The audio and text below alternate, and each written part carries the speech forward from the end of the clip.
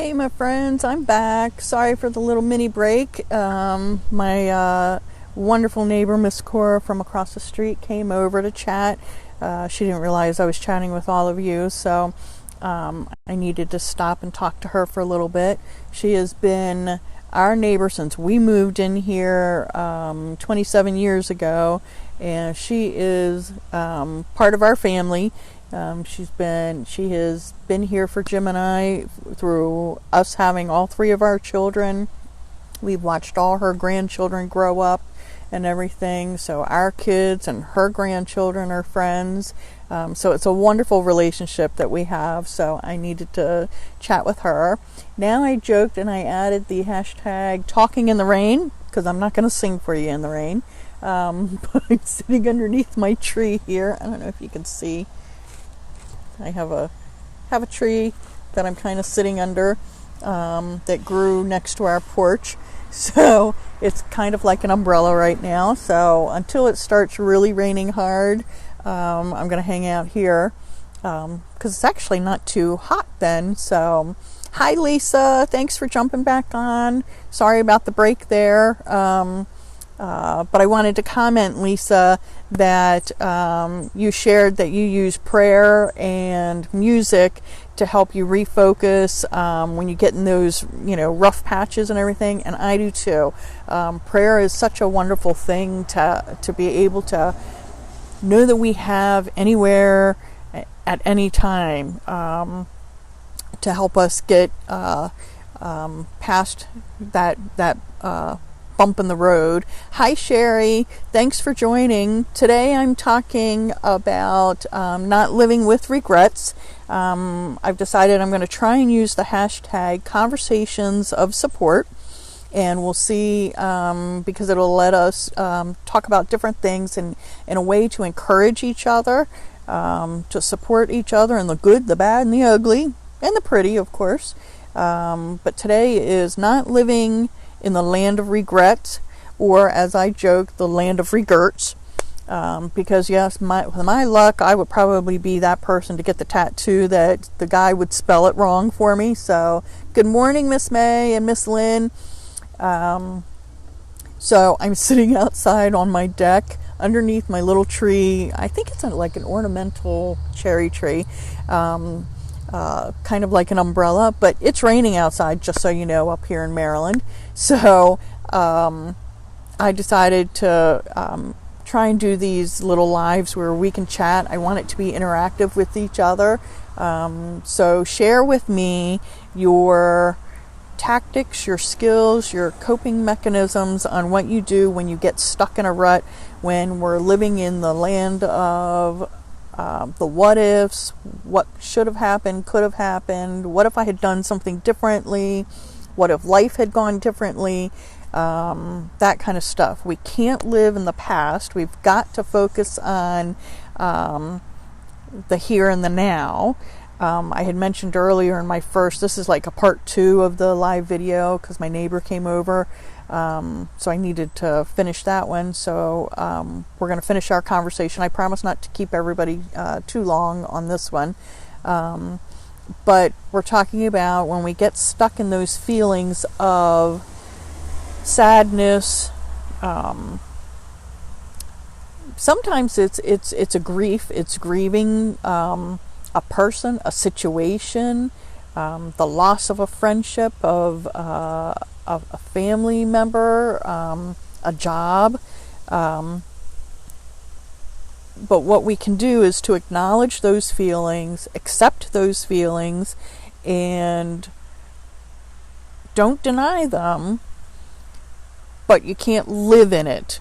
So I have a pastor that describes the scenario for me, and I'm a visual type person. So one of the things he suggested is when you have something that is bothering you, you picture that you have a box and you've opened up that box, you put all of those feelings in there, or maybe that situation or that person that's causing you the grief or the stress or the chaos, whatever it is.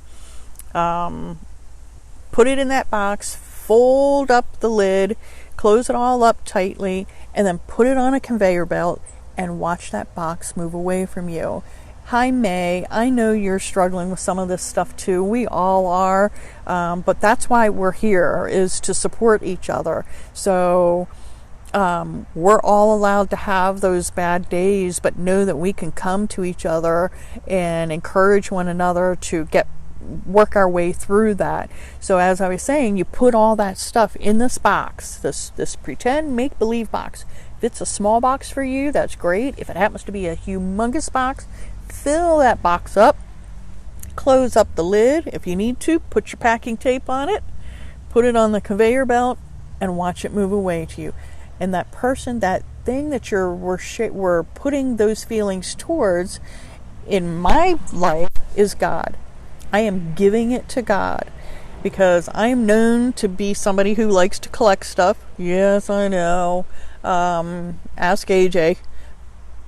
But God asks us to let Him help us through all of this stuff. So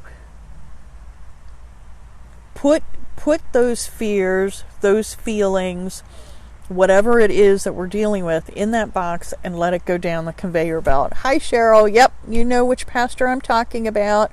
It's a great visual, isn't it?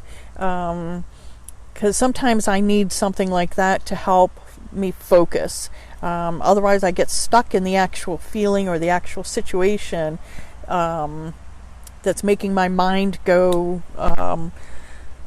full focus on it. So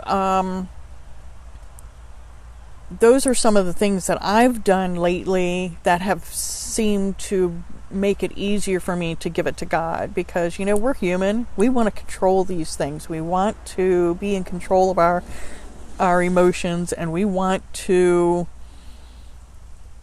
control the situations, and when we can't, that makes it worse for us, right? And yes, he has a lot of wonderful words of wisdom to share with all of us, and I'm glad that works for you too, Cheryl. So share with me anything else. Put it down in the comments. What else you use. We've talked about prayer, listening to music. I have so been enjoying all of these lip sync battles from all of the law enforcement departments throughout the country. So music is very therapeutic, isn't it?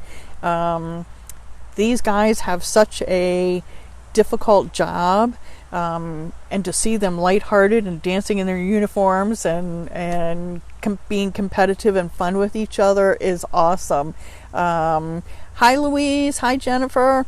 Thank you for jumping on. I know y'all think I'm pretty much crazy to do this, but as I said yesterday, I'm a talker. I like to chat, if you can tell.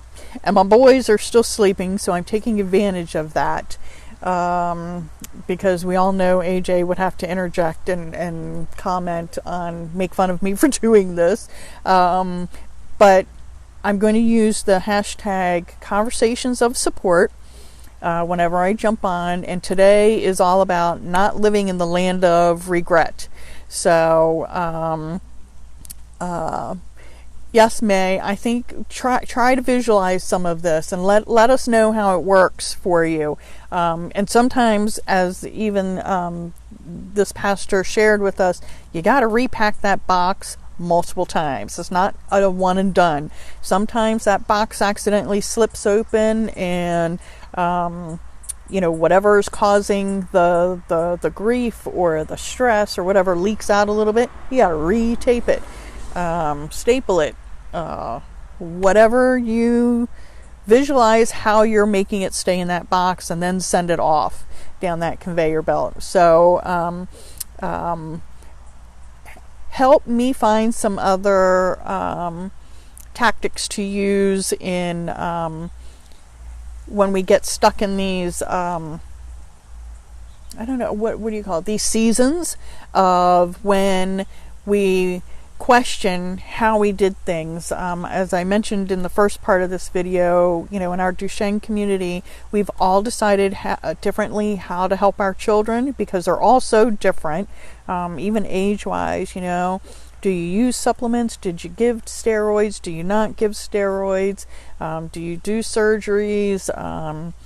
How much physical therapy do you do? All of that kind of stuff. We've all done it differently, and none of us are wrong. So you can't live in the regret of thinking, should I, could I, if I had only done more, would things be different for my child?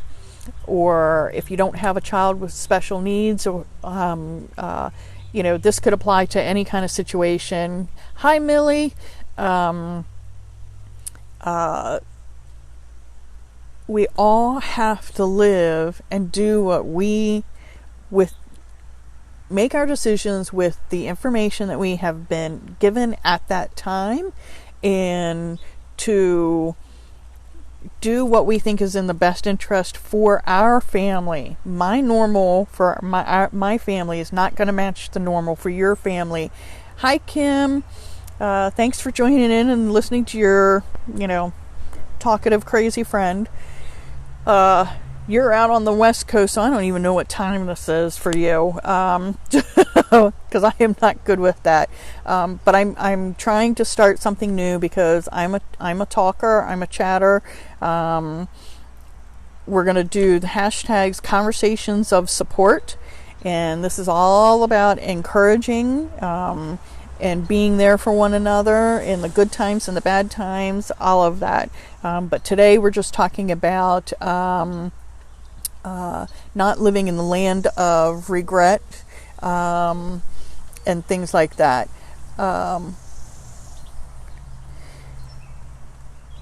Yes, Cheryl, it depends on when I'm in town and everything, what service I go to. I typically go to that particular church in the evening service on Sunday nights.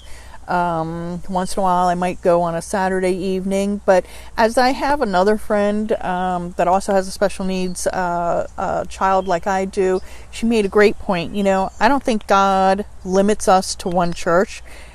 He gives us the ability to have multiple church families, and she's blessed with multiple church families just like I am.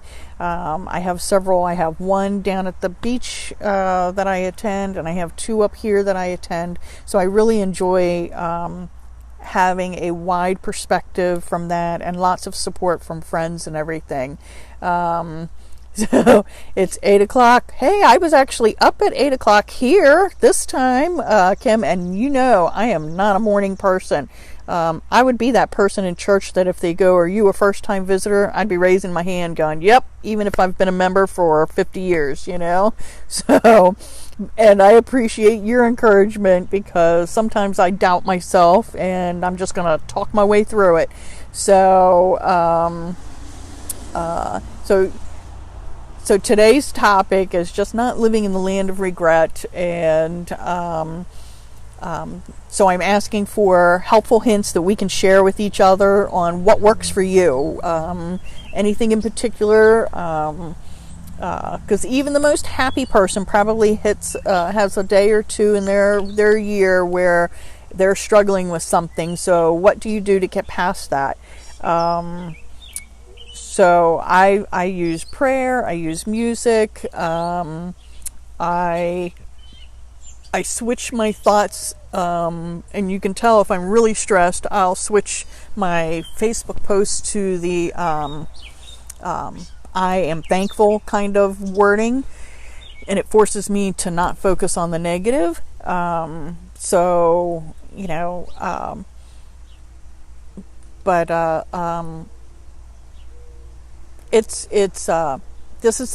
want this to be a community where we interact with each other, and it doesn't have to be long each time, but give me some feedback on other topics that you would want to talk about that are encouraging, how to get through something. I don't know. What do you think?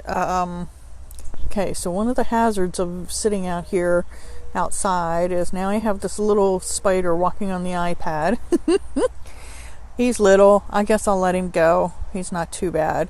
Now, if he tries to climb on me, that might be another issue. So, I don't know. I'm just rambling now, I guess. So what's our goal for today? My goal today, well, you know what AJ is going to make me do. He's either going to make me clean something or taking to GameStop again to switch games. He wants to get something else, so I don't know if we're going to go today or not. I guess it depends on how hard it rains, because I hate loading him in and out of that van when it's raining, because he gets wet.